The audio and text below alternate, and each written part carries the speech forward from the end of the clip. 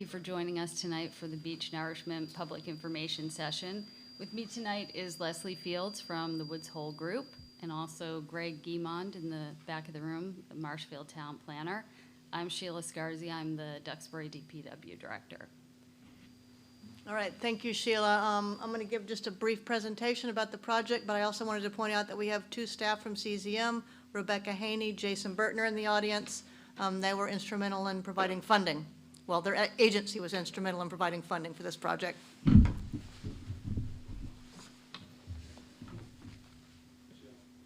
and also in the back of the room, we have Rainey Reed, Duxbury Town Manager. Okay, how am I advancing these slides? I think I'm doing that. Oh, you're doing it. Okay, fine. Okay. Welcome, everyone. My name is Leslie Fields. I work for the Woods Hole Group, and we are the consulting firm that has been working for both towns since, I think, 2020 on this project. I'm the project manager from Woods Hole Group on this project to build shoreline resiliency in Marshfield and Duxbury through beach and dune nourishment. Next slide, please. This slide just gives you a brief overview of what I'm going to be talking about. I'm just going to reiterate what the project goals are. I will talk a little bit about the sediment that we were required to bring in to nourish the beach with, what its composition was made up of. I'm going to show a series of pre- and post-nourishment photographs.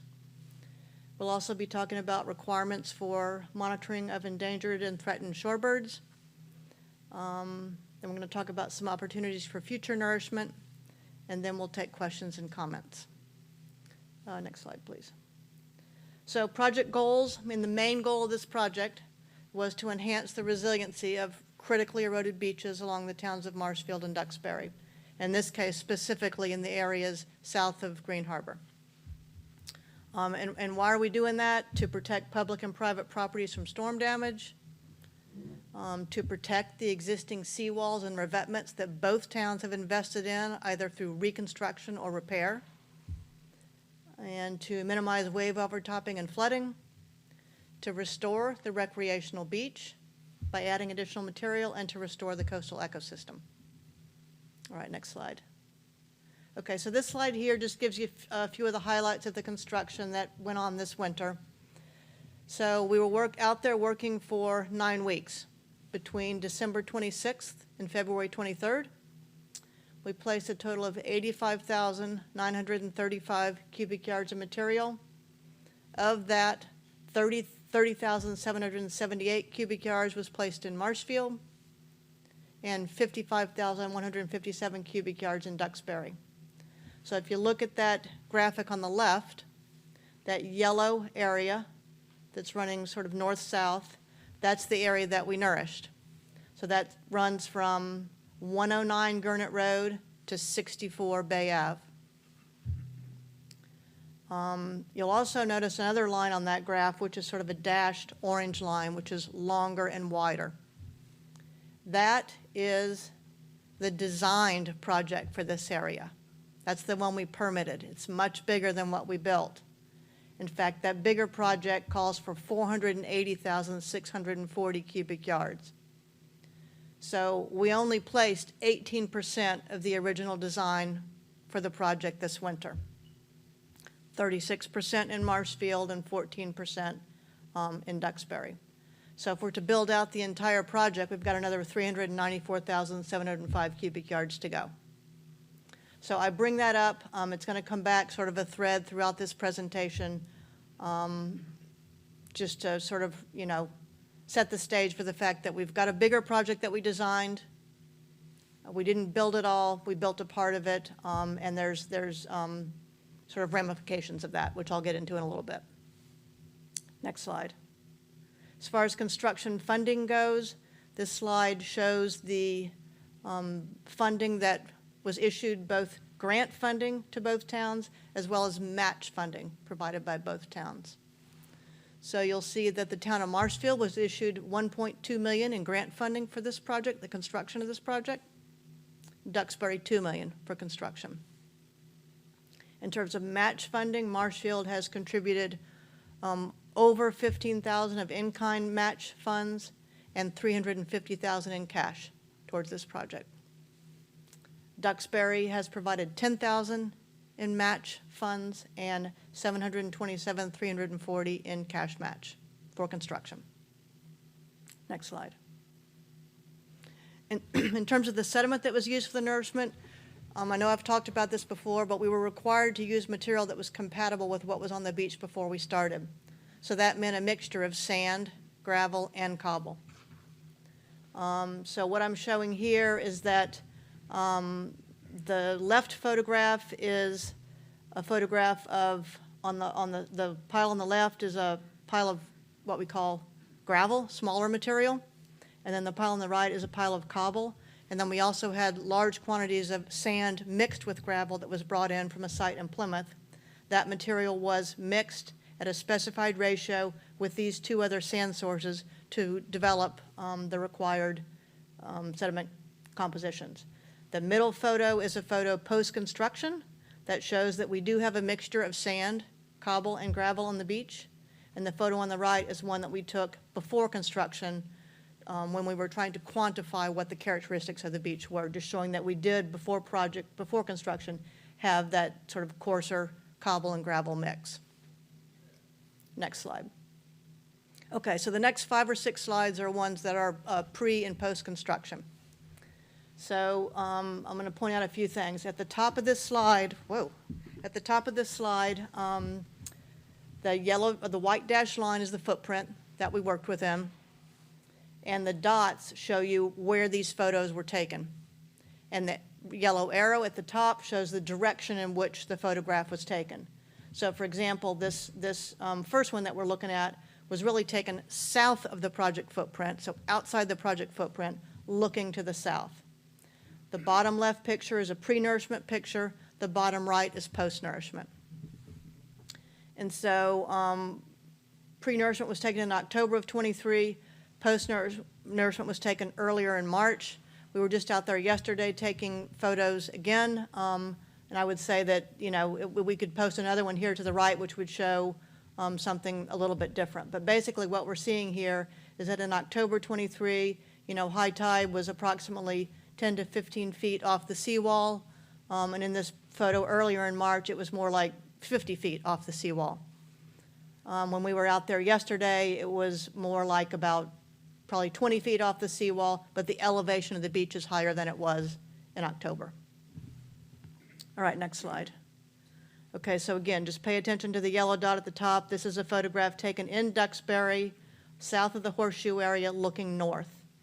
And so, again, pre-nourishment on the left, post-nourishment on the right, and I've put like a white line across the revet, or across the seawall there that shows sort of the change in elevation of the beach between the two photographs. So we brought the beach up in elevation in this area as of early March 2024 by about 1 foot to 1.5 feet. All right, next slide, please. Okay, this one is taken from the horseshoe area looking south. And again, pre-nourishment, post-nourishment, left and right. And you can see the elevation of the beach in this little corner of the horseshoe area is about 1 foot higher than it was before construction. Next slide. So this here is looking, again, south towards the horseshoe. And this is again, we're in Duxbury still. This is the seawall that's immediately at the northern end of the horseshoe. And I've circled a little part of rebar that you can see on the photographs.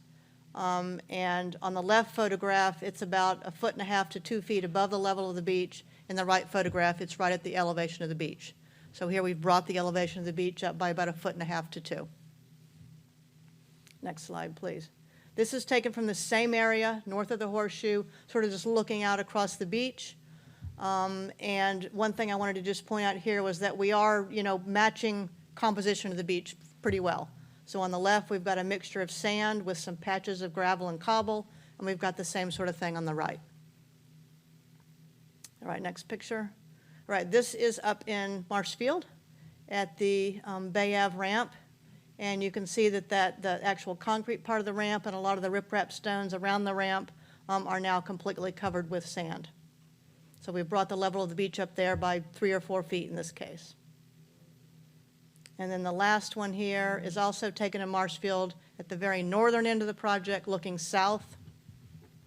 And here you can see that at the time this March photo was taken, high water was approximately 20 to 30 feet off the seawall as compared to having it right off the toe stones. In the pre-nourishment photograph, I think also you can see that the elevation of the beach in the right-hand photo is higher because there's fewer of those toe stones, revetment stones that you can see. All right, next slide, please. All right, so I talked before about the fact that we only placed 18% of what the original design was. The reason we only placed 18% was because of funding and because of time. So we didn't have time to build a whole 480,000 cubic yard project, nor was the funding available. But it was still important that we get as much out on the beach as we could because it provides a benefit. When we did our original calculations for the original design, we estimated that it would take about 5 years, and every 5 years you'd need to come back and re-nourish the beach. That is based on calculations that show that 80% of the material that you placed after 5 years has sort of moved outside the footprint. Either it's sort of moved offshore into the nearshore zone, or it's moved to the north or south. So that's what that 5-year re-nourishment calculation is based on. Again, we only built 18% of that permitted project, so we expect that this material to spread more rapidly than the original design.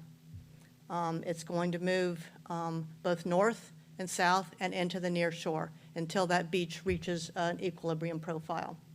So the photograph or the graphic on the left just shows sort of at the top, an initial beach nourishment cross-section. After 1 year, if you go down one graphic, you can see that much of the material in the high tide beach is now moved off into the near shore. So the toe of that nourishment is now further moved off into the near shore area. And then if you go down one more graphic, after 2 to 5 years, you've got continued movement of material into the near shore, and you can't see it on that graph, but also to the north and south outside of the nourishment footprint. So after 5 years, then re-nourishment is recommended. The middle graphic just shows sort of the cross-shore transport as well as transport to the north and south. All right, next photo. Okay, I think it's also important to note, and I'm sure those of you who live on the beach know this, that there are seasonal changes in the beach. So in the summer, what we tend to see is a wider beach because the smaller, calmer waves tend to bring material that's in the nearshore back up onto the beach. And then in winter, when you have higher water levels, bigger waves, a lot of that material gets eroded and pulled off and many times deposited in a sandbar in the nearshore area. And we do have that here on both beaches that we've seen and mapped. The good thing about that sandbar is that it will attenuate and break wave energy as it approaches the beach. So as those waves approach the beach, they reach an area that's shallower, less water depth, and so they break out there as opposed to on the beach and up against the seawall. So the sandbar there is helpful in protecting the beach. All right, next slide. Okay, now I'm going to get into shorebird monitoring. Many of the permits that we got for these projects require monitoring of endangered and threatened shorebirds. In fact, both orders of conditions, both MESA determinations, and both Army Corps general permits require monitoring of these birds. In fact, they require that the monitoring needs to be done in compliance with state and federal guidelines for recreational beaches. And I point that out specifically because the two guidelines that I show here, one is state and the bottom is federal, have sections or guidelines for recreational beaches. They also have guidelines for beaches that have off-road vehicles, and they're different. We are only required to monitor according to recreational beach use. That's what we have here. We don't have ORVs. It's not like DBR down south. So they're a little bit less stringent than the ones that have ORV use on them. Those guidelines do require a certified bird monitor, a shorebird monitor, and both towns have been in discussions with Mass Audubon to provide those services. I know that the town of Marshfield has signed their contract with Mass Audubon, and the town of Duxbury is in negotiations with Mass Audubon about doing that work for them this season. Next slide. Okay, as far as what those monitoring requirements are, and I'm going to spend some time on this slide. Symbolic fencing, which is pictured here in this upper right photo. It's not sand fencing, it's just what's shown here in this photo. So small sort of skinny post, almost like a piece of rebar with twine in between, and periodically there'll be signs that say, you know, why the fencing is here and what you can and can't do. That fencing may be placed in areas of prime shorebird habitat as early as April 1. And that's going to be something that Mass Audubon will decide when they come out to the beach. I think they would start that, sort of doing their recon work as early as next week to determine this. If that fencing goes up, it will be above the high tide line, so there'll still be room to walk below the high tide line. At high tide, there'll still be room to walk. So at high tide, you can still walk on the beach and stay outside this fenced area.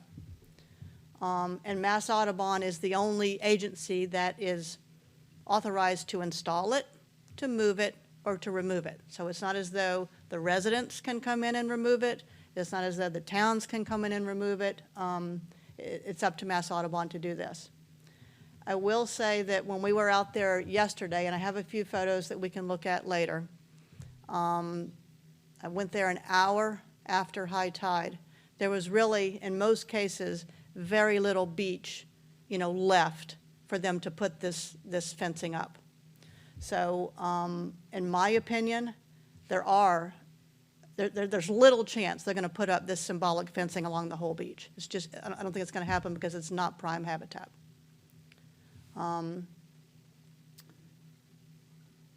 Let's see, so what they will be doing in April is doing this surveillance survey. So twice a week, they'll be out there walking along the beach, a couple hours each day, looking for signs of the birds. This will likely happen through April into May. If they see signs of birds, so if they see territorial behavior of birds, sort of trying to find a place to make a nest, or if they see a place where they have nested, they're going to put up symbolic fencing to protect those birds. That's a requirement, and they will have to do that. If they see that activity and that fencing goes up, they're going to bump their surveys up to 5 days a week until the birds have hatched the eggs, and until the chicks have hatched and the chicks have fledged, which usually occurs sometimes in mid to late August. If we don't see any bird activity at all, and there's fencing that goes up, and that's an if, then that fencing would be removed by mid-July. Okay. What are the things that you can do on the beach? If the fencing goes up, if there's birds, you can still walk on the beach. You can walk anywhere outside the fenced area. You can walk with your dogs on a leash outside the fenced area. Dogs on leashes are requirements in both towns. That's something that can be enforced at the municipal level. You can fly kites so long as you're 200 feet or greater from the fencing. We know that a lot of people who live along the seawall have stairways that go down to the beach.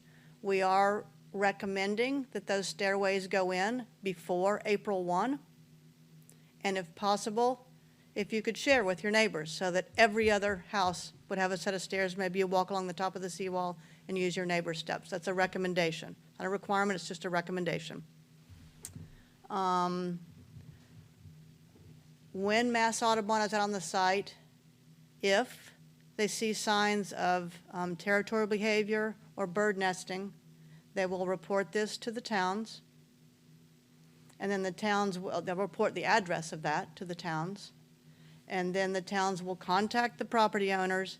If you haven't put out your stairway and you still want to, then you'll need to coordinate with Mass Audubon on getting that stairway in, so that the birds are not harassed or damaged or killed.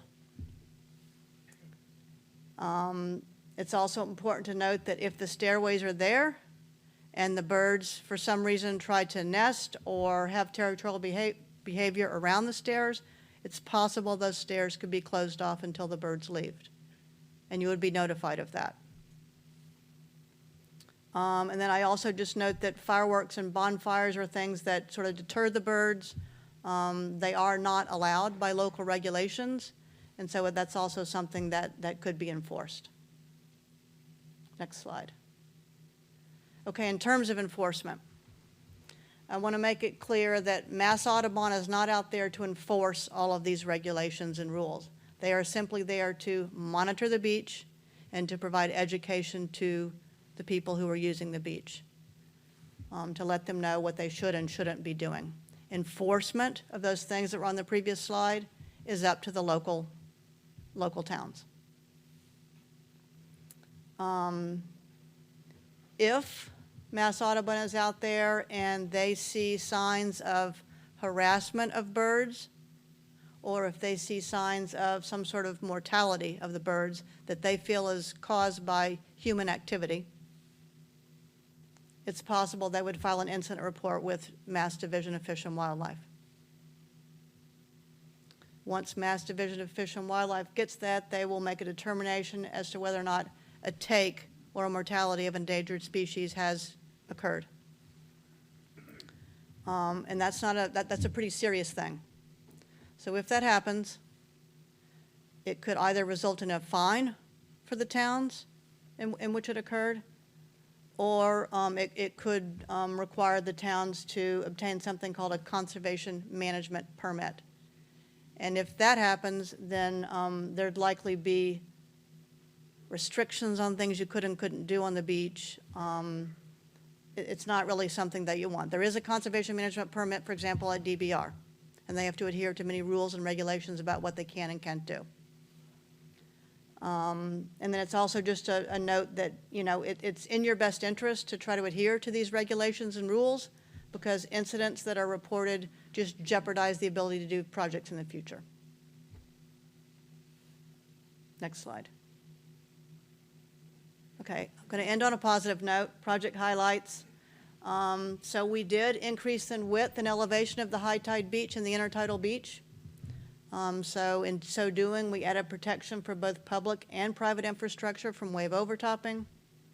We supplied material to a critically starved, sediment-starved system. We enhanced recreational beaches. We had a shortened period of construction, as I said, only 9 weeks. We were thinking it was going to be 3 months. We do know that there are still trucks out there working on a project at Duxbury Beach Reservation. We do expect those trucks to be wrapping up sometime next week. And we also just want to point out that the investment that the towns put into this and CZM put into this project, it's really protecting the other investments that the towns have made in seawall repairs and reconstruction. Next slide. This is the last one I have. So just highlighting again the fact that the towns have gotten a considerable amount of funding from Coastal Zone Management through their Coastal Resiliency Program since 2020. So the first grant was for $234,000 for engineering of this project. The next 3 years we spent about $375,000 on permitting.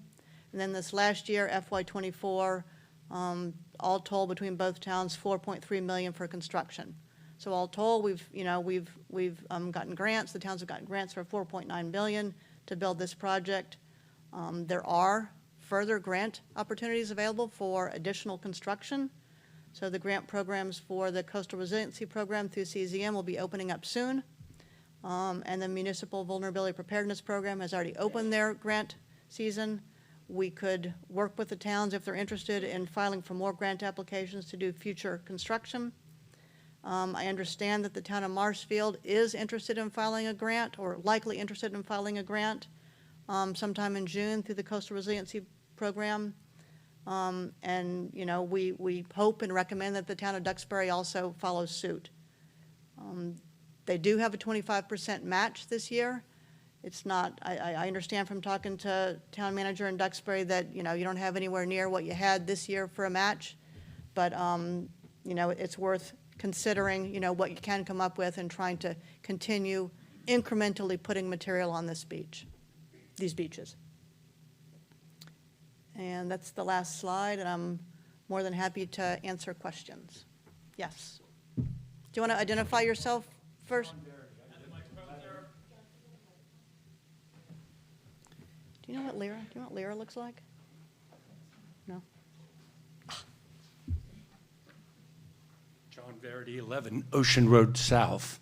So will the Audubon group be outside of your yellow marked earlier part of the beach that you renourished?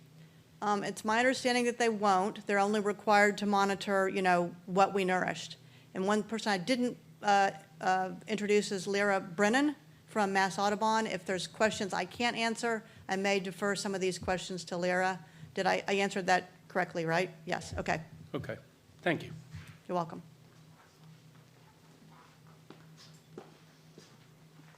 Alicia Babcock, 9 Ocean Road South. Hi, Leslie. Hello. I have some comments and questions. Okay. And I don't want you to take this in a way that we're not grateful for the sand, because we really are, and we're so happy that we have replenished part of the beach.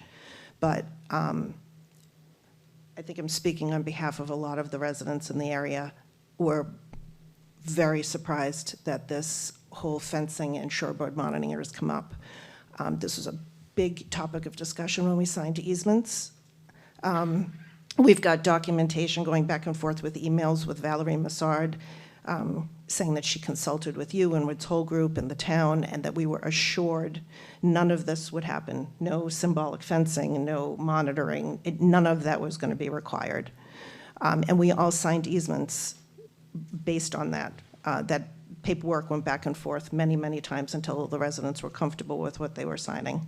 And now this feels like a big backpedal. A lot of this just doesn't work. It doesn't work from an enforcement perspective, because there are people that walk on this beach. The public walks on this beach day and night. And these those of us that live along the wall, I don't want to be responsible for somebody who crosses. What happens if some kids at night are walking and there's a bird at the bottom of the steps I have going over the wall? I'm going to get fined for that. I'm going to get punished, or the town's going to get punished. It doesn't work.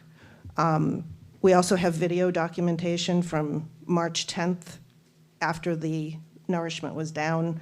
The water is up and smashing and hitting the wall.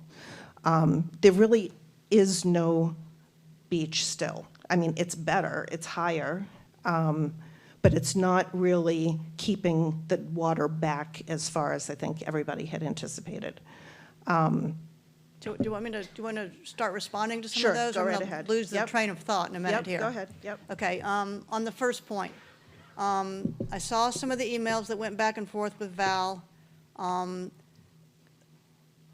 The comments were, are you going to plant grass? We said no, and we haven't. The comments were, are you going to put up sand fencing? We haven't. We never said we weren't going to monitor for birds. We never said there would not be symbolic fencing. It was sand fencing and beach grass. So. Okay, well, these are semantics, really. I mean, we don't necessarily talk your language specifically. okay. Fencing to us is fencing.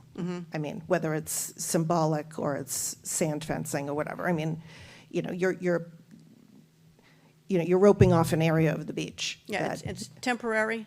Well, If it goes up at all, it's Okay. temporary, it's temporary for most of the summer. potentially, if it goes up at all. And this is what I'm saying. So it's almost impossible.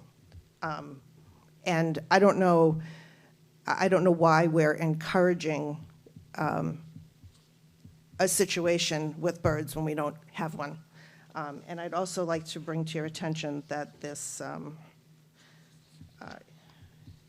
post-construction requirements, it does say that symbolic fencing installation will begin on March on known plover breeding territories to prepare for the start of plover bonding and territory establishment in early April.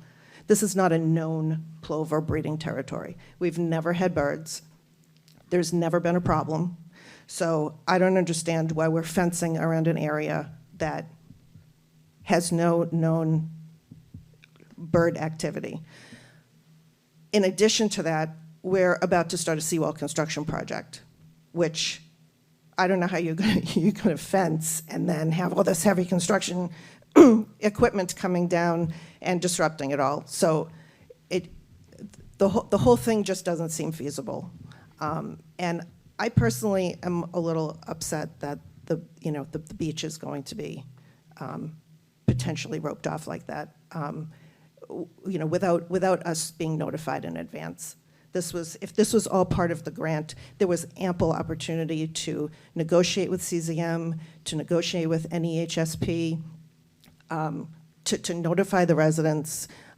None of this came up until the 11th hour, and there were plenty of public outreach opportunities to discuss this. So I'm curious, was this an oversight, or what happened? It wasn't an oversight, and it was discussed in some of the previous public meetings. It was definitely discussed when we went to the conservation commissions, and we submitted the permits, and when the permits were issued. So it wasn't an oversight, and it's not CZM's job to negotiate enforcement of state and federal guidelines for protection of endangered and threatened shorebirds.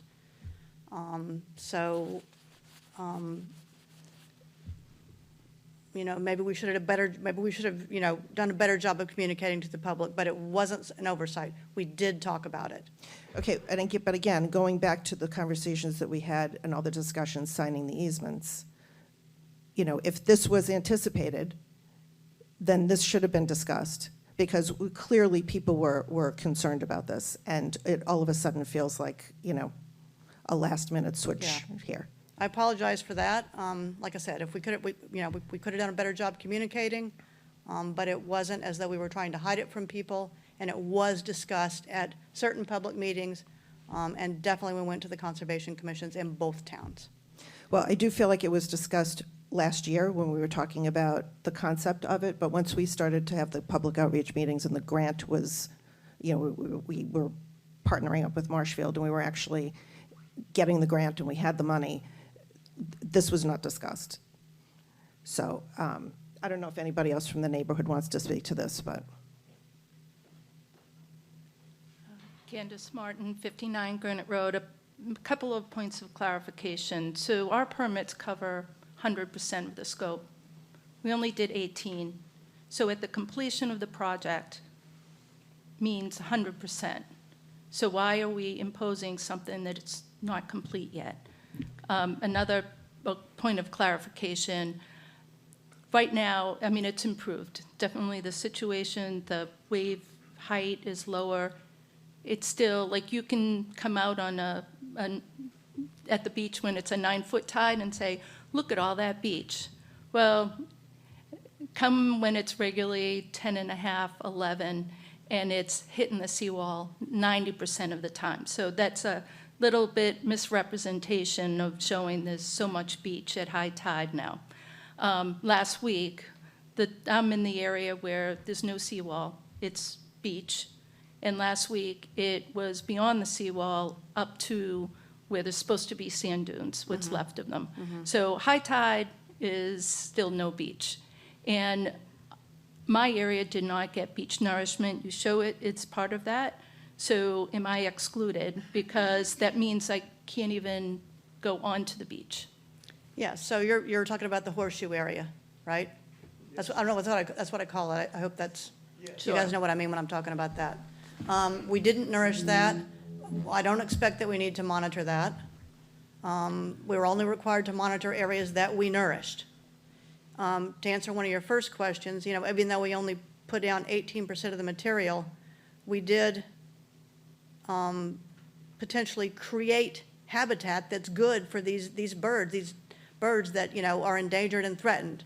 So if we create something by the guidelines and the birds show up, we need to protect them. Right, understood, but we've proven that there's no bird habitat at high tide.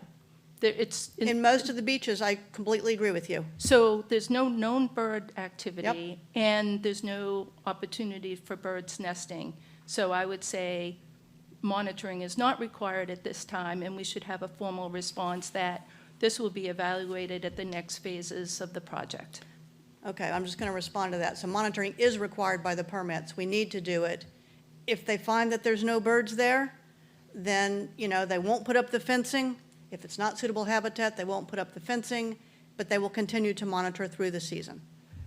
Could you read the portion of the permit? The permit covers 100% of the beach, and we're not done yet. So it says at the completion of the project, not at the completion of 18%, that really didn't have a significant impact to the high tide beach area.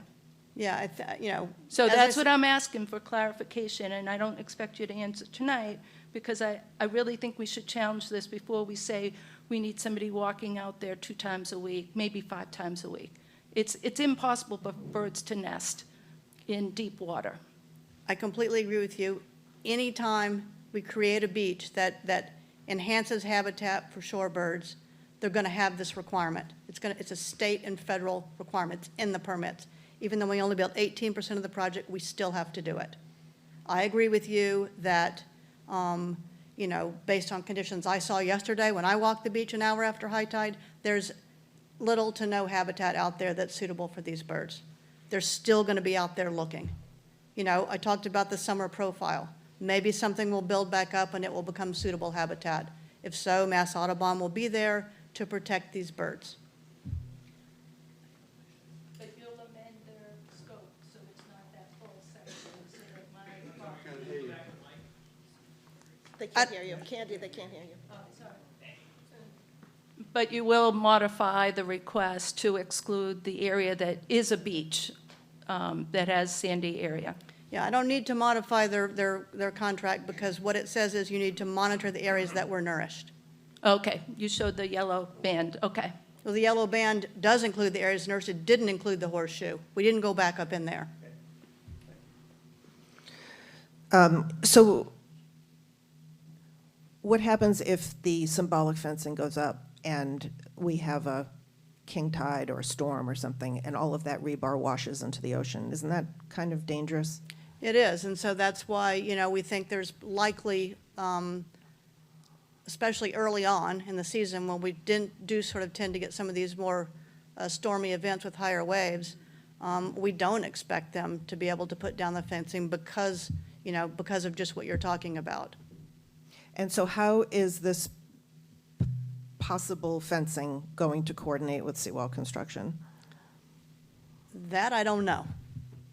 Well, I think that we need to figure that out before we agree to I'm- doing that.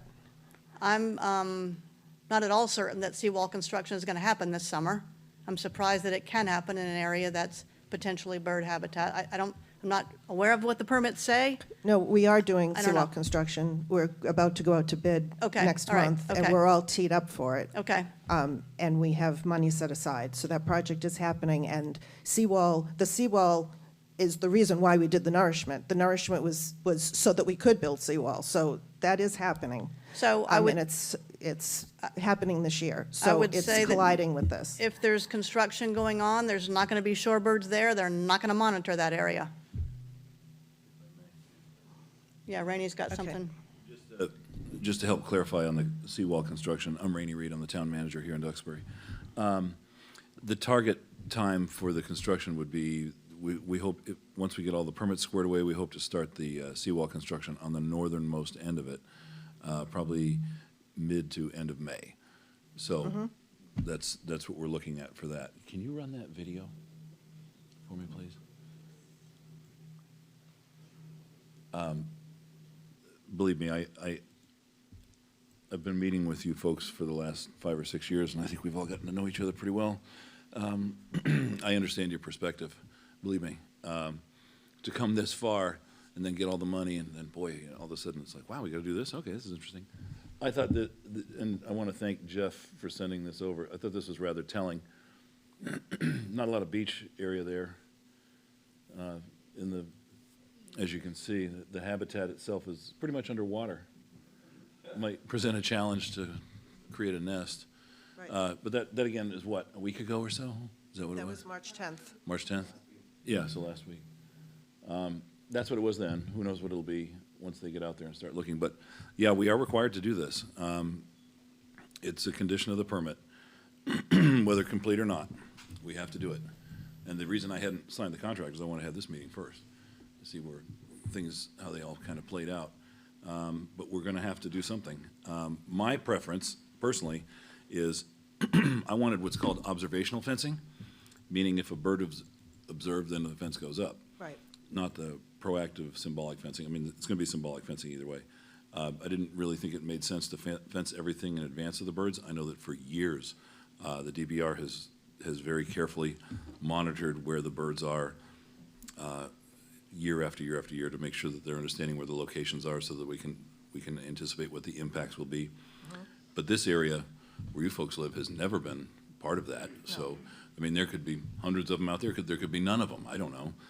But it's not something that we've monitored. So this is brand new for Mass Audubon to come out there and take a look. So with conditions like you saw in the video there, I don't know what they're going to see or what they're going to find. But personally, I'm a fan of the idea of the observational fencing. See what you see and then put it up afterwards if it's necessary. It seems to me that's the logical. most reasonable approach. That's logical. I also just want to let you know how the flow works there in the summer too, just so that everybody understands. The residents along the seawall, are fortunate that, they've got a little plot maybe in the front of their house. They can sit up at the wall and look at the beach. The entire neighborhood behind, all of those people have rights to the beach, and they walk down the right-of-ways, and they sit at high tide, and they use the beach. So if this is all fenced off, you're eliminating all of that from happening. A lot of people rent their homes. They're rented in advance. Renters, are a transient population. They're not necessarily rule followers like this. There's just so many things that can go wrong, and possibly, the homeowners that live along the wall will get fined and blamed for some of these things, and I just really don't see how this is going to work. I do want to point out that, an individual homeowner, I believe, is not going to be fined. Larry, do you have? Okay, all right, do you want to? Yeah. I've never heard of an individual homeowner being fined, but let's see what Lyra has to say. So the fencing, hi everyone. I absolutely understand a lot of the concerns that are coming up, so I just want to highlight a few things that might ease your minds. So in terms of responsibility of the landowner or the homeowner, there are situations in which, let's choose a random town like Chatham, where someone has a beautiful private beach and a plover shows up. It is their responsibility to make sure that there's nothing that happens to that plover or that nest. Once you hire Mass Audubon, our job is to remove that liability piece, right? So if we come out, let's say in a scenario where there is existing habitat, piping plovers do show interest in it, they initiate the nesting cycle. By putting up the fencing, we are removing that burden, right? So you use the example of let's say a out-of-towner, excited teenager coming down and going into the fencing and engaging in some bad behavior. That's not the homeowner's responsibility. So the way that we work with enforcement, let's say, again, let's say that 5 things occur. Some habitat is available to the birds, and the birds show up, and we put up the fencing, and, right? So there's a lot of conditions that have to happen here. If we did see behavior on the beach that's not allowed, right, prohibited behavior, we would work with local law enforcement, which is what we do across the state. We wouldn't say, hey, person that's living here, it's your job to control this person, because it is a public beach, and we work on, or it's not public, but it is a beach that has public access, right? And we work on these beaches all across the state and do the exact same work, which is, again, working with the town, law enforcement, if there are those activities that are undesirable. So there's not a situation where a landowner at One Ocean Drive is supposed to be out there regulating any kind of activity. So hopefully that removes that piece. The other thing I want to say is that in terms of storms, if the beach looks like that video that we just saw, or there's potential for overwash or losing fencing, if there was fencing up, we would be out there adjusting it or removing it. We wouldn't be putting the beach in a situation where there's going to be marine debris. The fencing we use is resistant to washing out, but we can take one look at that habitat. I mean, we're at 190 sites across the state. We work with all different kinds of towns. We work with Marshfield for many years to make sure that we're not losing fencing. We know what habitat looks like. So as Leslie said, we can go out there and say, any of this is or isn't conceivable habitat. The other thing I wanted to bring up is that Mass Audubon as an organization is dedicated to beach access. So there's no place in the state that we go out and fence off the entire beach and say, we want to keep people off the beach. Our interest is birds and people sharing the beach and keeping our partners in compliance with permits.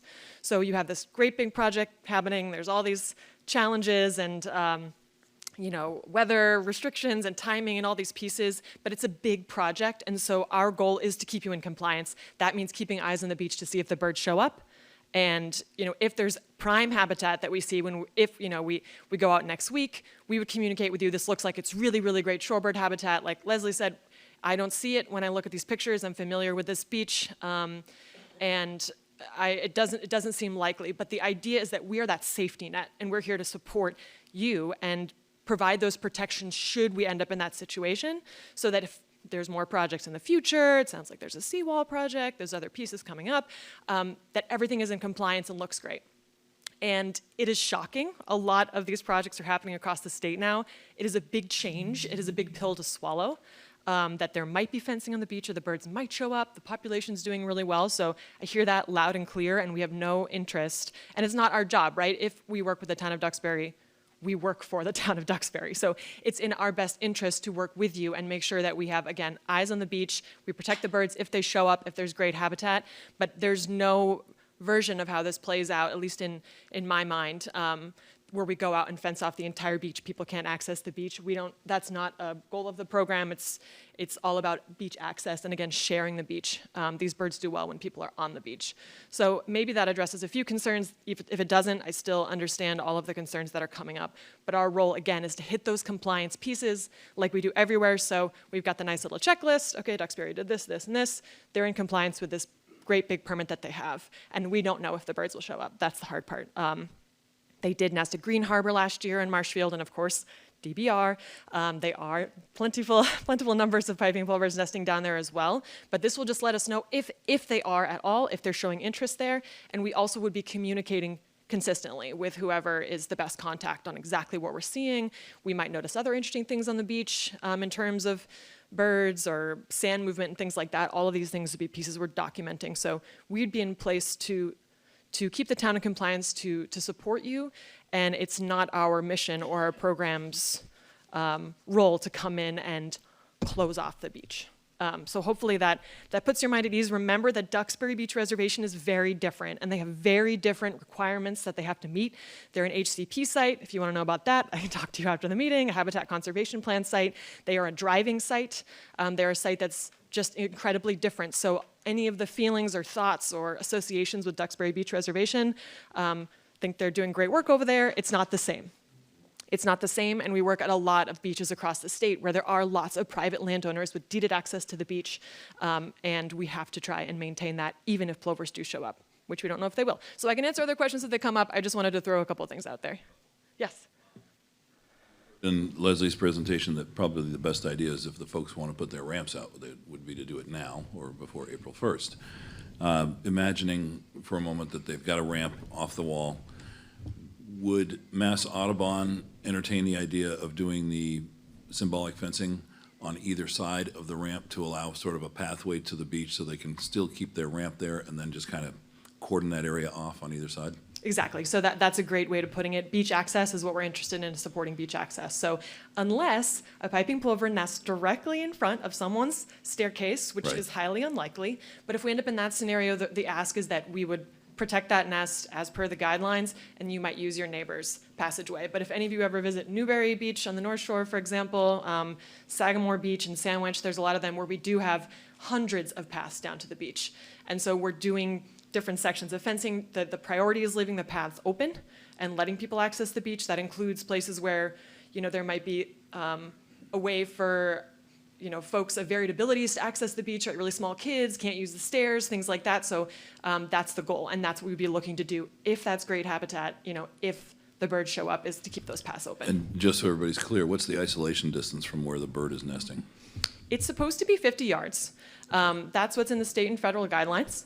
But it's kind of a laugh, right? Because the beaches we have in Massachusetts now, there's very few of them that we can actually hit that size. So what Mass Audubon would do is, and again, we have to do the if we meet all of these conditions and we have birds nesting somewhere, we would try to work with the landowners on the fencing, or the folks that own those houses.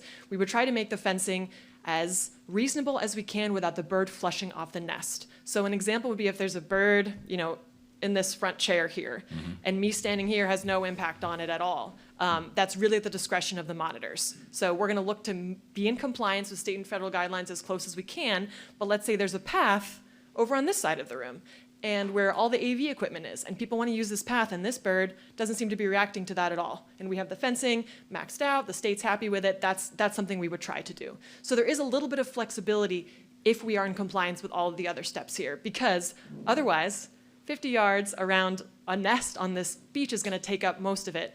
And if you look at all of the municipalities we work with, it's about 45 towns across the state, there's almost nowhere we can do that, because it would restrict access to the beach to a really extreme level. Yeah, because I'm sure the fear that, I won't say fear, but the concern that some of the folks in this room may have is one that I've experienced for the last 11 years, is once you get one bird and then you isolate it, it's going to create an area for more birds to come in behind it. And I've seen it happen over the last 11 years that I've been here. We've gone from 17 nests to 46. And We've become a victim of our own success with piping plover management. Actually, our former harbor master, Don Beers, used to say that. In fact, he told me that the first month I was here, and I had to close the beach for 30 days because a bird landed in the parking lot. I was like, really? Okay. They won't nest in super close proximity to each other. I know, pretty they're territorial. territorial. Yeah. And it's true with the birds that fledged at Green Harbor last year. It'll be interesting to see where they go. But with limited habitat, it would be, and who knows, maybe this beach will continue to build up. Maybe this projects of this nature will move forward and there'll be more habitat. Right now, it doesn't seem to me, and I'm speaking as someone that has not seen the beach post-nourishment, it does not look like a site that can support that many pairs. But as you said, the population is really skyrocketing, so it's interesting. At least it is at DBR, hopefully not here, though, for these folks' sake. Statewide, it is statewide, yeah. With regard to the timing of the seawall, it's, again, we're slated to construct mid to end of May. Tell me about how this is going to impact that. That will be up to state and federal wildlife agencies, luckily. That's out of our hands. We are here to do the monitoring as is needed by the town, and to provide, our expertise. But I would say that if we hit that scenario where there are nesting plovers, to me it feels, I don't want to promise anything, it feels relatively unlikely with the kind of habitat, but I've been surprised many times while working for Mass Audubon if there were vehicles or construction that were causing a take to nesting piping plovers. So that means harming, harassing, disturbing, keeping from nesting, precluding them from foraging, forcing them off their nests. That would be something that the state and federal wildlife agencies would step in and likely say, you have to stop doing that work while this bird completes its nesting cycle. It would also mean that the bird would have to be close to where that seawall construction is happening, right? So the odds of, I don't know where that project is planned for, but it would Right have on to the be seawall. within range, along the whole thing. Yes. Yeah, so It's I replacing think the seawall. if those conditions occur, right? So if we have nesting plovers and there's seawall construction, that would be up to regulatory folks on how they want to pursue that. Okay. thing. So that requirement there that you just said, it would be up to the state and federal agencies. That's got nothing to do with the beach nourishment project Right. at that point. That's anywhere. That's any anywhere. beach anywhere. So, Yeah. Okay, just wanted to clarify that. I'm just asking that because I know a lot of the people here live along the seawall, and they're probably going to Sure. wonder, hey, are we going to get this thing this year? Because the other part of the timing was we were hoping to do construction, if it isn't in mid to early May, then it would be in the fall sometime. But then we have other friends coming to visit us called lease terns. Now, do you get involved with that aspect as well? Yes, those are state-listed species, so the terns will also be taken into account should terns nest along this stretch. I would say, again, the habitat, that crazier things have happened, but it seems unlikely that a least tern colony would settle into this area. They do show up in May, as you said, and their season can be variable. It's a little more asynchronous than some of the plover nesting we see, but same thing. That would really be up to. So in that case, it would just be state wildlife because they're a state-listed species. But with piping plovers, we have state agencies and federal agencies because they are federally protected species. So there's some levels there. You had mentioned that you folks have worked on 190 sites statewide. Is that current? That is, yes. How many of those did you walk away from where you didn't find anything and you said? That's a like- great question. Like, On how'd you any get to given 190? year- Were you originally like at 230 and there were 40 of them that you said, oh, there's nothing here, we can go away? That's a great question. When the Coastal Waterbird Program started, 1986, that's when the plovers were first listed. We had nowhere near that many sites. When the plovers were first listed, there were about 135 pairs in the state. Now there's 1,173. It's preliminary numbers from the state. So there's been sort of this exponential growth, and we have taken on more and more sites. I would say out of 190 sites, around 75% of them might be active in a given year. So a lot of those sites, that other 25, 30%, those might be towns, landowners that have hired us to say, we want to be in compliance with our beach raking, our vehicle use, our sand movement. They have different kinds of permits. So we go in there, we check, are there any birds? No, they're not. So we're checking those for projects, and we're also checking during something that's called a statewide census window. And the entire state checks almost every piece of habitat in the same 8 days in June to understand the population of these species and how they're changing. And that's to really avoid like a double count. So there might be a pair that moves from DBR to Green Harbor, but if we're surveying everything on the same day, we get that nice little snapshot. So a lot of these sites, it's exactly right. We're looking at them. We don't see any activity, but we can say, boop, we checked it, right? And if there are birds at that site, we're protecting them so that on behalf of the landowner. So the landowner knows if there's a nest, it's protected, and they're not responsible if those protections are out. Now, responsibility would change if they went and had a luau with fireworks and a drag racing competition on the beach and drove through the fencing, right? I mean, there's things the landowner could do that would potentially be in violation of the Endangered Species Act. That doesn't happen along this stretch, but that's the place where landowners become responsible, even if protections are in place, if they did something really, really crazy. We almost never see that. So. In terms of the concept of proactive versus observational fencing, what is it that you would do? Here, I would love to take a look at the site. I know that Leslie mentioned we'd like to come out and look at it. The entire site, I don't at this point think that it makes sense to go out and proactively fence this entire site, that there's not available habitat. That would be my approach at this time. If we go out there and we see that there are some pockets of really, really great habitat, I would recommend we protect those temporarily. Take a look, see what bird activity does. We're out there multiple times a week. We're always adjusting fencing, changing it, and that way we cover our bases. You mentioned something earlier where you said, I'd prefer reactive fencing, which I understand, but... No, I prefer observational. Oh, observational and reactive are the same I do thing. not prefer proactive. So there's reactive and proactive. Oh, sorry. Reactive is observational. Gotcha. That's what, I So may you have the mentioned wrong that you term. prefer... Oh, yeah, I think either term is great. I think other folks in this room may like that as well. Proactive versus reactive. Yeah, that's my understanding. Yeah. And the reason that that's a tricky hair to split is because on busy beaches where there's lots of activity, if we don't have any kind of proactive protection, a bird could come and try to settle in and try to nest and never have the opportunity, right? And that probably no one cares here, right? Get out of here, bird. But the problem is that delays the nesting season, right? So if a bird's trying and it's too busy and we've got folks walking through and setting up their beach chairs and dogs running around, that bird isn't necessarily gonna say, I give up. It's probably gonna keep trying in the same area, and that just delays it. So part of the interest that most partners have in allowing us to proactively fence some areas is please get the season done early, right? And I don't blame any of our partners for that. Like, we'd love to get these birds in and out by July 4th.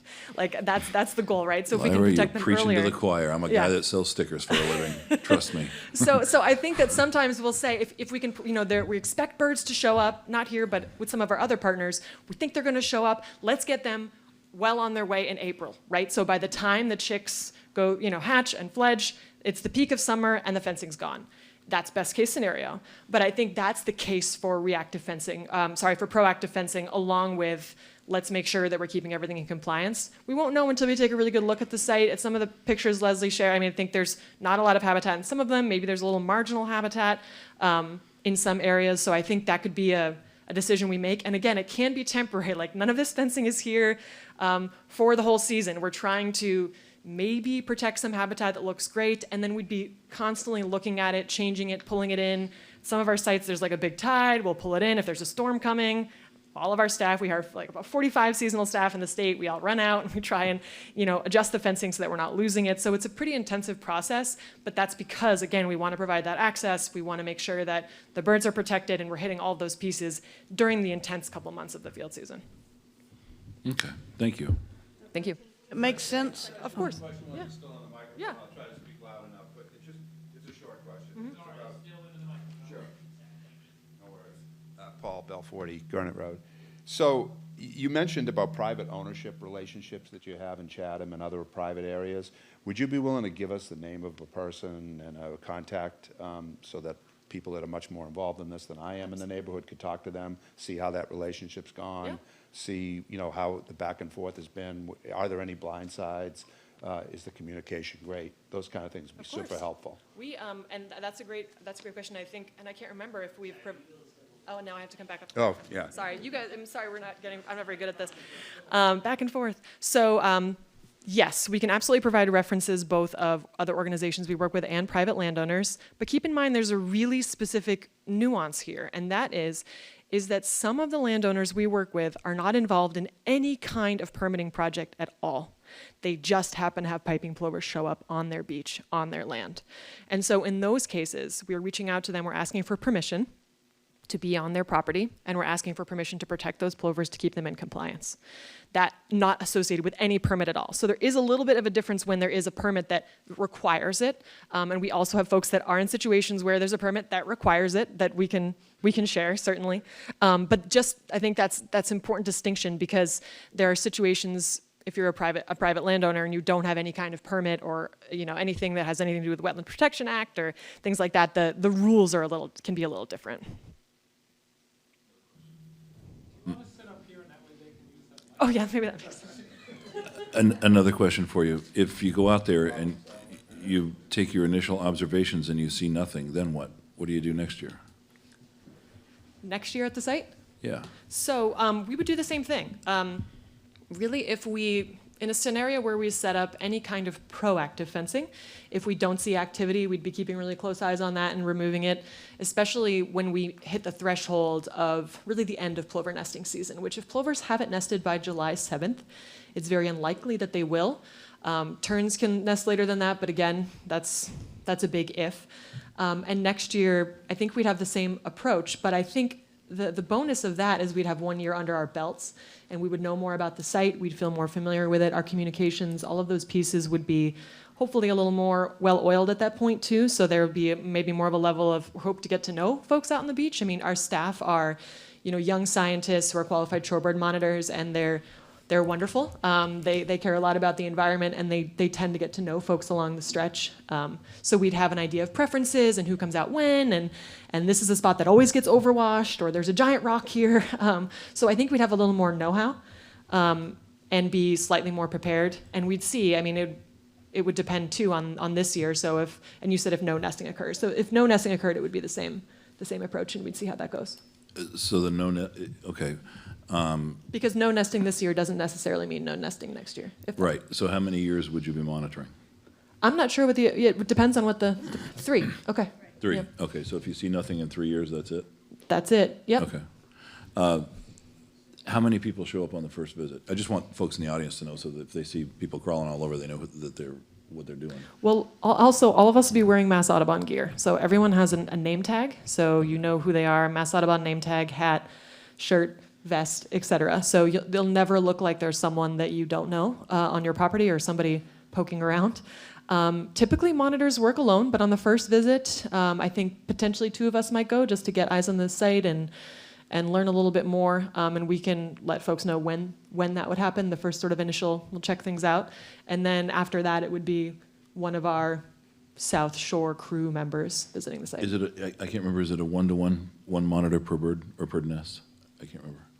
That's not, maybe Gina Pertel, our Southeast manager, has used that before. I typically don't assign, if we needed 1 monitor per nest, we would need a lot more seasonal staff than we already have. So usually we have a collection of sites, and on the South Shore, we work with a number of towns, so Scituate, Hull, Marshfield, Cohasset.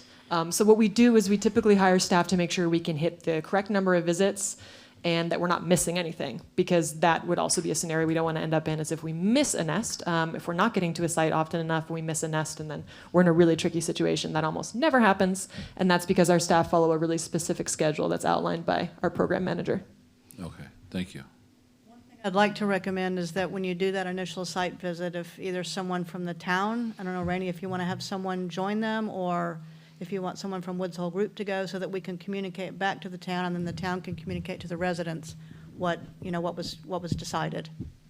Is that okay with Mass Audubon? And then is that? Absolutely. Yeah. However it works best for the town. I mean, really, it's our job to be here for you, so we can be very flexible in that if we're just taking photographs or if we want to discuss afterwards, or, I think there's a lot of ways this could play out. And again, the goal is to hit all of the pieces we need to be in compliance and also be as, I don't use this word, like inobtrusive. We're not out there with a megaphone or anything, right? We have just binoculars. We're looking mostly at the ground. We're looking for tracks of piping plovers. We're listening with our ears, taking a look around and then headed out. So we're not having a picnic on the beach or anything like that. There's no prolonged stay. And I think that would comfort me, right? If I felt like this was my little slice of beach and I wouldn't want, a group of 10 people having a barbecue where I like to have my peace and quiet. So it is an in and out typically situation. Think of another way to facilitate that initial site visit or some other model, then just let us know. If we know when it's happening, I can send an email to one or two people in this room, and I'm sure they'll help me get the word out. Great. And Greg, you as well? It'll be Cindy Castro and Okay.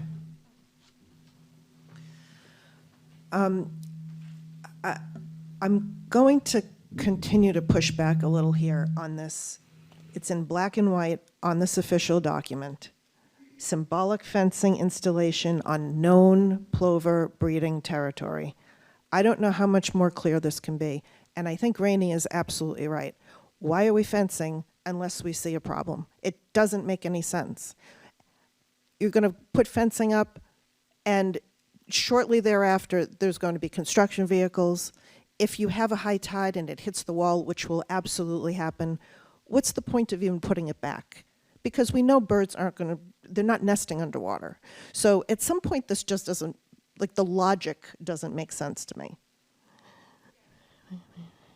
They've given up on me. Oh, here I am. I understand your questions, but from our perspective, us coming out and doing what we do, which is our monitoring and protection of piping plovers, is to keep you in compliance with the existing permit.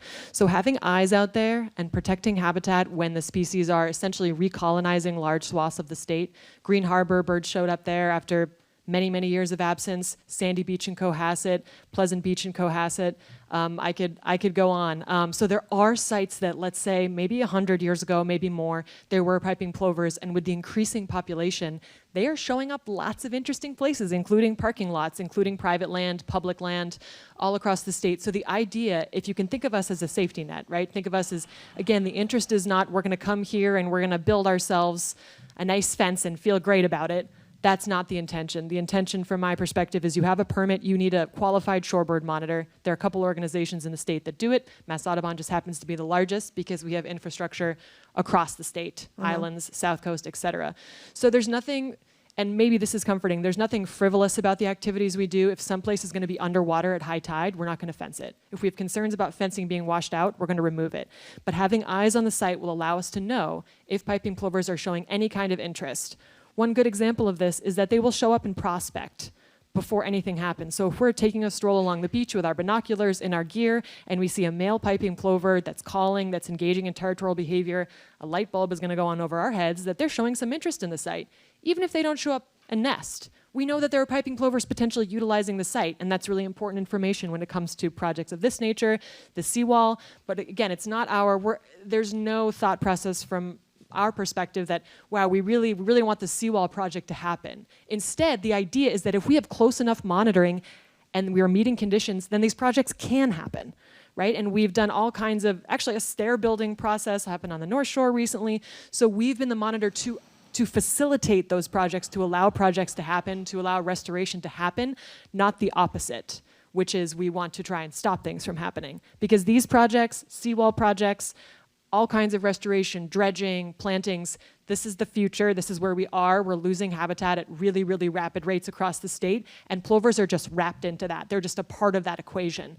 And it's tough when you engage with a really great, big, monumental project, and this is just another requirement, but they're all wrapped together because we have plovers using habitat across the state, even suboptimal habitat, which is what we call it. They've showed up in some places where those birds are not gonna do well there, but we still have to protect them to remain in compliance with the State and Federal Endangered Species Act and with any associated permit at the site. And then we can say, we did our due diligence. we came in, we looked for them, if we found habitat they could potentially use, we checked to make sure they weren't using it, and that's that.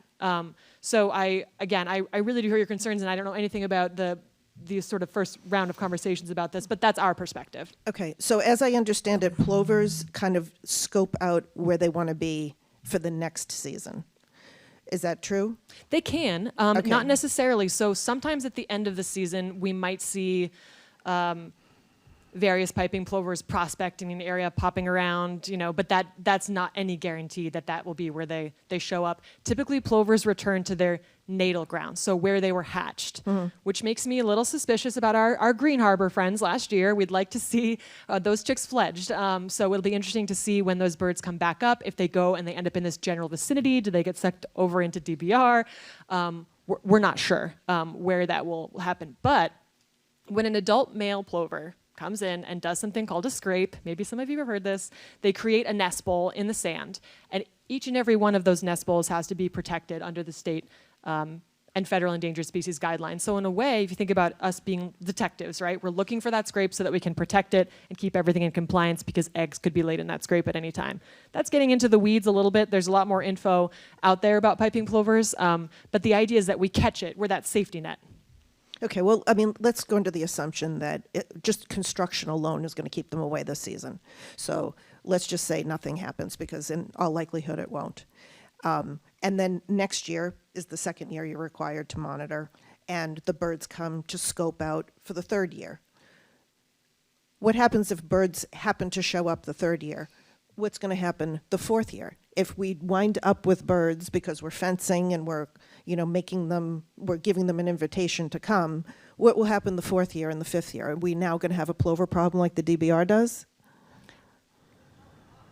Well, it is a problem. It's a problem to us. The birds have taken over. The birds seem like they're thriving, and I personally would like to know how and when we can get them off the endangered list. But, and that's because you have to activate it. That's why. Genius is over there. Thank you. I can speak to two of those things. Oh, so the first thing you said about construction, the idea would be that wouldn't be something that, if the universe exists where the plovers nest and then construction starts, there wouldn't be a precedent. They wouldn't be allowed to essentially deter plovers from nesting with construction, right? Because that's a take under ESA with or without the permit. So I just want to say one thing: we can't deter plovers unless you're part of the ACP. Again, that's a story for another day. Is there a world in which plovers show up any of these years? Yes. Are we building them a plover hotel with adding sand? Possibly, right? So that's part of the tricky thing to start. With or without the fencing, these plovers might show up, and with or without this project, plovers might show up, because that's happening everywhere. So in that situation, this is what's happening all over the state. Plovers show up, and they do become the responsibility of the landowner. They can work with Mass Audubon, they can work with other organizations to make sure that those birds are protected. But I will agree with you and say that is a big challenge of being a coastal landowner in Massachusetts, private, municipal, state, you name it. There's a responsibility that comes with plovers that show up whether or not there's a permit of any kind. And they could show up even without this project. They could show up without fencing and lay eggs. Okay, so the area in front of Ocean Road South is technically protected under NEHSP because it's within, that's why we have to do the construction after September 1st for the seawall. We're supposed to start at Cable Hill, go north, and then double back after September 1st and do the construction in front of Ocean Road South. Okay. We're talking about nourishing, if we have money, right, every 5 years or such, depending on material and so forth. And we're obviously bringing it further and further down south. What happens when sand lands in front of that area?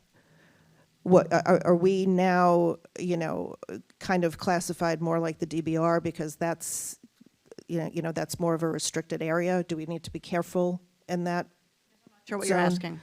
Well, it seems like Ocean Road South has some restrictions in front of it that are more protected. So if we put sand down in front of that area, what does that mean for us as residents who live on Ocean Road South? It means bird monitoring, just like what we've talked about here tonight. So there's no extra concern there. We're not in danger of that part of the beach being closed. Ocean Road South is like you're talking like immediately north of DBR Yes. property? Yes. So if you nourish that area, you're going to have the same requirements that we have currently. Yeah, they come hand in hand. So when you're creating Plover Hotel is another way of thinking about it. That's the added responsibility. But the I don't know if irony is the right word for it, is that they could show up just like they've showed up at Green Harbor in places where there's no nourishment whatsoever, and there's still a state and federally protected species. And in those scenarios, again, it's the monitor's job, it's the organization that's helping you and that potentially spots this bird to work with you and give you information on what plover protection is and the different forms it takes. And again, as I mentioned, we work with a lot of private landowners that, surprise, the plovers have shown up. And, I would say that I think something like, and this might be hard to believe, but these are the facts, is approximately 97% of the folks that we interact with on the beach, it's a positive interaction. We're sharing information. We're sharing information about the rules. We're educators. We're scientists. So we're not regulators. We're not enforcement. We're not environmental police officers. We're none of those things. So we want to work with folks to find solutions and to make sure the protection's in place. And the beach is, I live on Cape Cod, the beach is essential and very important to all of us, that we get to spend time on the beach and enjoy the place where we live. So I've got plovers on the beach down the street from my house. So I understand, it might seem that Mass Audubon is coming in and, having grand delusions of grandeur. We want this whole stretch to be covered in plovers, and, that's not realistic, nor is it the goal. How can we get them off the endangered list if they're doing well? And or are they naturally due to come off anyway just because they're Should I the dive into this? population? But outside the purview, I mean, I This is- kind I of wanted to can speak. clarify one thing that Okay. Alicia, Yeah. you keep holding the permit up, saying that we only have to fence on area, the permit says, we only have to fence on areas that have had birds before. Right. It also goes on to say that if there are birds that arrive and show territorial behavior or nest, they've got to be fencing. So that's exactly why Rainey is pushing for reactive fencing. Yes. Okay, yes. so I think that's Yes. where we're going. Okay. And I don't want people to think that, you only have to fence if there's been birds there the year before. That's not the case. Okay. If they show up, display territorial behavior, it's got to be fenced. Okay. And so, not to be a problem here. I tried that angle too, Alicia, Okay. about a month ago, and it All right. didn't work. And so this is I'm not with direct. you. This is not directed at you personally. I'm just. I think I've had several people reach out to me in advance of this meeting, so I'm speaking for myself and also some other people. In terms of the easements that we signed, maybe the semantics weren't perfect, but I think the town and Valerie knew where we were going and what we were asking for and how we were trying to protect ourselves when we signed that easement. And I think that we're getting, we're getting through here on a technicality. And I really don't think that it's fair. I feel a little taken advantage of, to be perfectly honest. And I'd like to know, going forward with future Nourishment, this to me sort of voids out those easements that we agreed to. So going forward, how can we work together more with this? Because I personally would like to take my easement back right now, to be perfectly honest with you. Let me cover some of that. So way back when we were trying to get the seawall built, everybody that now enjoys the benefit of it being there had to sign off on construction easements. We couldn't do it without that.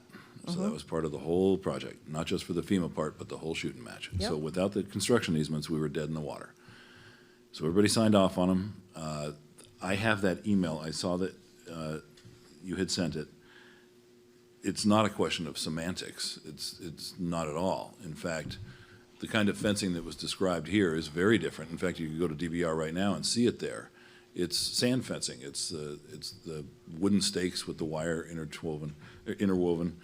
It's not the same as the kind of fencing that we're talking about here, which is the sacrificial fencing. The symbolic fencing. I always get the word wrong. They're very different. Symbolic is simply strings going from one Right. stake to another for birds. The other kind of fencing that Val was talking about was, for dune nourishment. That's what they use. I mean, if you go, my family all lives in Humrock. Yep. They used to have for years, we would throw the old Christmas trees in front of it, and it would create the dune, and did that for years and years and years, and it builds it up. That kind of fencing is very different. And that email also discussed the idea of putting plants in and then planting material, and that was also covered. And neither one of those things is happening here. This is separate, distinct, and apart from that. Mm-hmm. When we began this journey 5 years ago, I had no idea we were going to wind up here. No one did. Because now we've got a seawall, and to have the seawall, we have to have the easements first. But then once you build the seawall, there's a condition that says, okay, you can have the seawall, but you've got to do the nourishment. We said, okay, fine, we'll do that. With the nourishment comes this requirement that we've got to do the monitoring. Okay, that's part of the whole thing. It's a learning process for us all. 5 years ago, I had no idea that we'd be standing here tonight talking about symbolic fencing for plovers. I don't think anybody did, because we've learned as we've gone along. It's the first time we've built a seawall in this town in 60 years. Nobody was alive when the last one was built. Maybe there's a few people, but there was certainly no kind of permitting the way we have now. It's very different. It's a very different world, a different game. So we're learning as we go. I don't think anybody was misled. I think that the email stands on its own. I've got it right here if anybody needs to see it. It's accurate. There's nothing wrong. Nobody was misled. It is not a case of semantics. It's a case of very different fencing. I know. I understand it is different. I understand that now. But when the easements were on the table, I myself really didn't understand the difference between symbolic fencing and sand fencing. Fencing and restricting areas for birds. You can see that a lot of the conversation was concerning creating habitat in birds. And so it all sort of falls under the same umbrella as far as I'm concerned. And I have to say, as member of the Seawall Committee, Candy and I, we killed ourselves to get people to send those easements back on time for you. And we talked to our neighbors, we reassured them, we encouraged them to sign it, we talked about the greater good and all of the positive things that would happen on the beach as a result of that. And I have to say, I mean, I really am feeling very conflicted about that right now. I have a lot of people that are pretty upset. I understand. I've lived with this kind of situation ever since I started working here, but in a different area, not here. It's tough. It's not what we prefer. We would prefer a very different arrangement, but this is the price you got to pay to play the game. It's part of the deal. We wanted the wall. The wall is being built. We've got 1/3 of it up. We got 2/3 left to go. This is how it has to happen. I'm trying to do all I can to make the impact as minimized as possible for anybody that lives along the seawall, because I know you guys have already been through enough. I just want to get the seawall done for you and then get the sand out there, and maybe there are no birds. Maybe in 3 years there's nothing to see, but the problem we'll be faced with is the nourishment, not the problem. The situation we'll be faced with is the nourishment is going to be an ongoing cycle for quite some time until we get to the threshold that we have to hit. So every time we dump more sand out there, we're creating a situation where we could have potential greater habitat.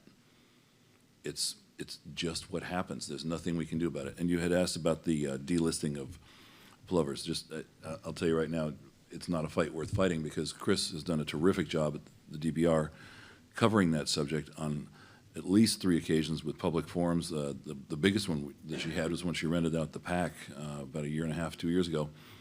And that question was asked, and it's an uphill struggle. And I don't see it happening in our lifetime. I think to think that it would is kind of silly.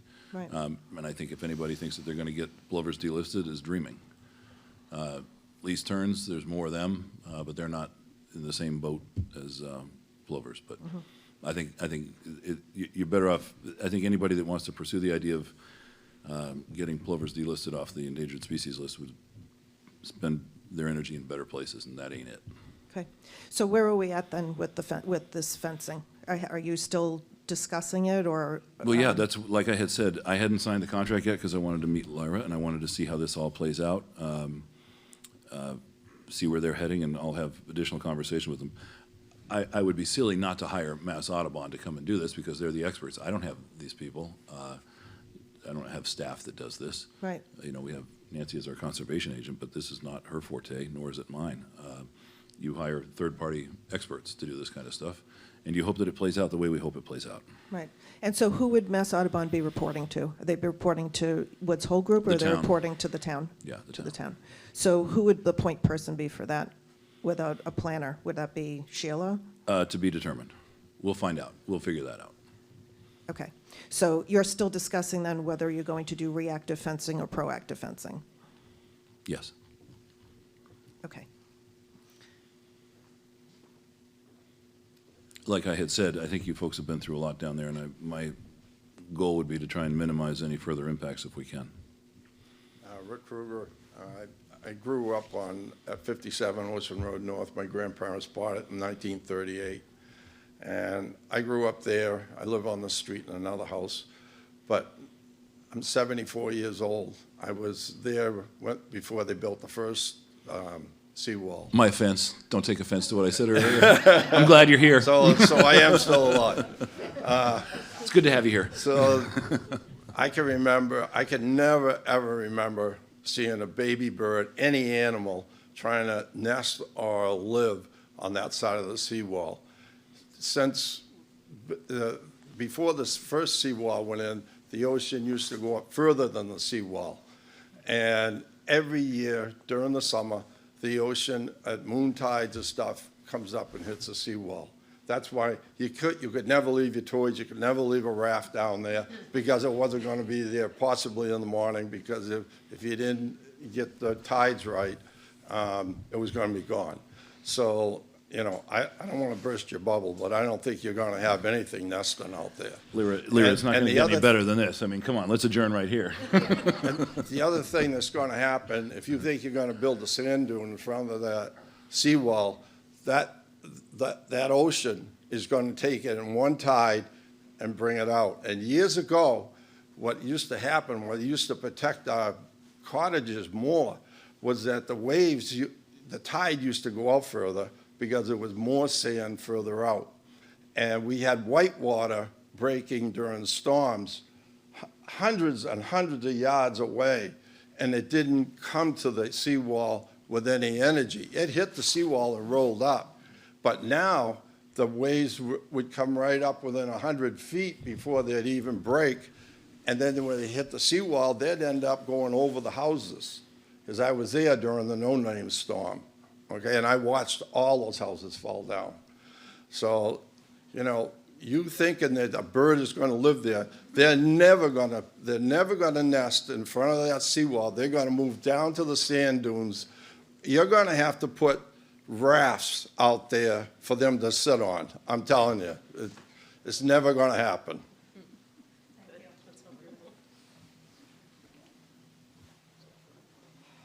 Any other questions? I just have a short question. So could you advance to a slide near the end? The number was 19 on the upper right corner of the slide. I don't know if that's the slide number, but that was the page number that it was on.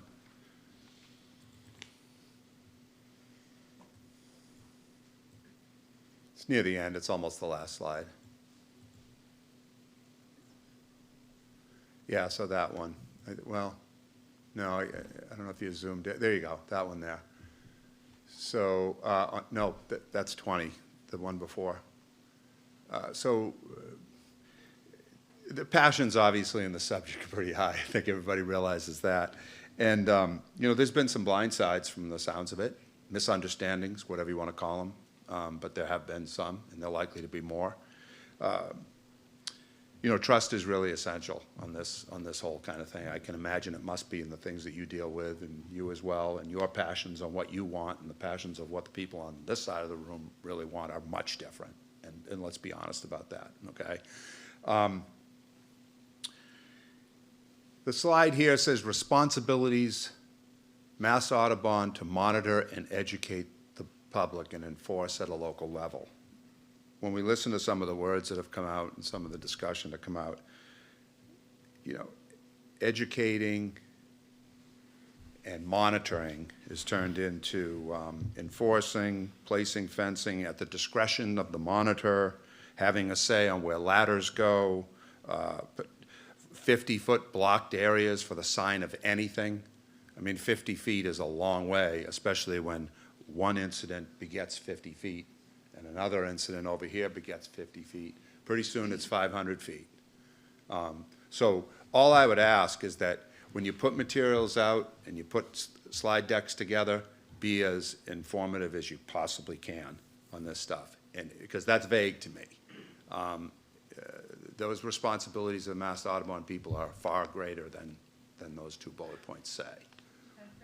Yep, You know, because that's what's going to whip up passions and it's going to blow away trust. yeah. I mean, we did list what they were doing in the previous slide. Yeah. Okay. Yeah, thank you. Or even the one before that, I guess. So this is the one where we listed the things that Mass Audubon will be doing as a part of their monitoring program. We didn't explicitly say Mass Audubon, but this is what's in, that's right, Lyra, right? Yeah. Am I up? Yes. Mark White, 25 Bay Ave. Just a question, when the survey is done, do you time that, or I would hope that you time it at a high tide period so that you can see, okay, great. Yeah, we'll be strategic about that because A, we need to be able to pass. So, I mean, if it's all underwater, we're clearly not doing a survey that day. Yep. So hopefully when we get to know the site a little bit better, we'll be able to time it so that we can actually see how high the water's coming, but we can also usually tell that even if we come at mid-tide, which is mid or low might be what I recommend to start, just so we get an idea of the lay of the land, and we can actually see how high that water line comes up. It's pretty evident. It's probably all of you can tell that as well. Like, oh, I can't believe how high it came last night. We'll be able to know that just by looking at the sand. Okay, good. Because even if we don't have high tide that hits the wall on a given day, certainly within 2 weeks, it's sitting there. And if it does hit the wall, then I understand then that negates it as potential habitat for nesting. Is that correct? During that cycle. So these birds show up now. We've started seeing them on our shores in okay. March. They're really starting to initiate nesting activity in April, and any time between April and July, they can initiate nesting. So there is a story or a possibility that birds fail over at DBR, let's say, for whatever reason. Maybe their nest gets predated, maybe it gets washed out by a storm. Those birds are going to be looking for someplace to re-nest, and that's why we often have a later wave of nesting. Sometimes beach profile might have grown by that point in the season. Habitat changes over the course of the season, as all of us know. So it wouldn't necessarily be like, oh, the water's hit the seawall, you know, we're done here for the season. We would still keep eyes on it, you know, just to also understand how the habitat's changing over the summer. Maybe still if a bird shows up, maybe it doesn't nest. So for that tide cycle, obviously it's out, and if there were eggs there, they're gone. Okay. And that's kind of what, overall, we would like the earlier attempts to succeed if they do occur, just because then they don't restart the whole process over again. They will re-nest up to 5 times. So let's get the first attempt moving and get them on their way. But obviously the tides are not up to us. If only they were. Okay. Different. And another quick question, Renee, could you just remind us where specifically the construction is supposed to be happening in the first phase? You said the northern end, I think. Is Yeah, that I right? believe it's the northern end, closest to the Marshfield line, and then working south from there. Okay, okay. And you expect that construction would be actual construction activities? Yeah, we hope to, Starting- the idea would be, once we get our final permit squared away, is go out to bid next month. Okay. And then be able to break ground. This is best case scenario. Right. Mid to end of May. Okay, thank you.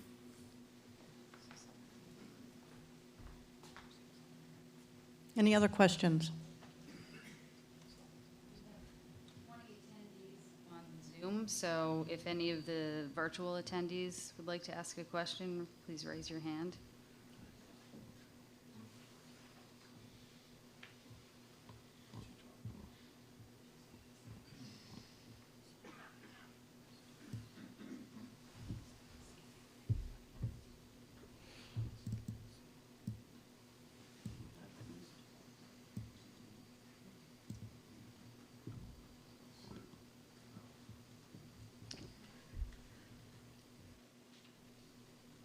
Nothing from the virtual pool. All right.